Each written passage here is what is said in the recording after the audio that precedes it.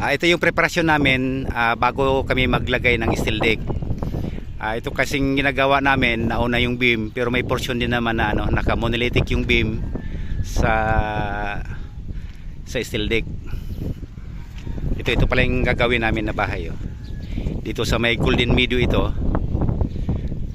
ng Binyan, Laguna. Ito siya naka-monolithic ito, kasama yung beam at saka steel deck bubuhusan.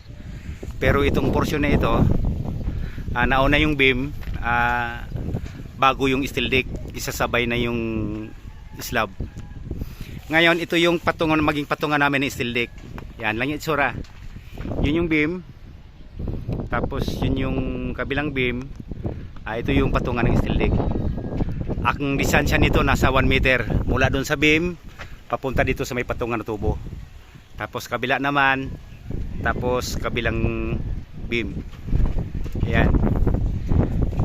Ito rin yung sa kabilang span. Yan, ito yung preparasyon namin. Nakadiretso yung tubo. Diretso, isang direction lang yan. Ito yung dulo ng beam. Diyan ipapatong yung steel deck.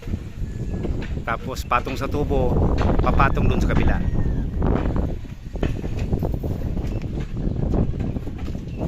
Ito din yung sa kabila. Yan, ganyan siya kalayo. Ito 80 lang ito mahigit ang distansya nito mula sa beam papunta sa tubo. Kayang-kaya na yan ng steel deck. Dito naman itong naka-monolithic, naka-depress kasi ito.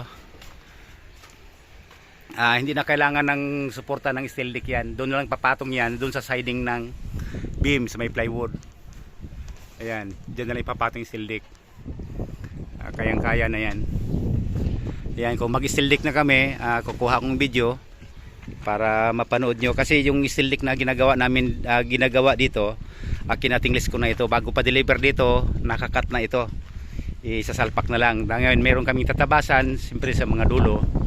Pati ito maiksi lang ito. Ang steel deck nito ay ang agwat nito 30 cm lang, pero inorderan ko ito ng steel deck na inorderan ko ito ng steel deck na kasukatan sa kanya para hindi na kami magputol-putol.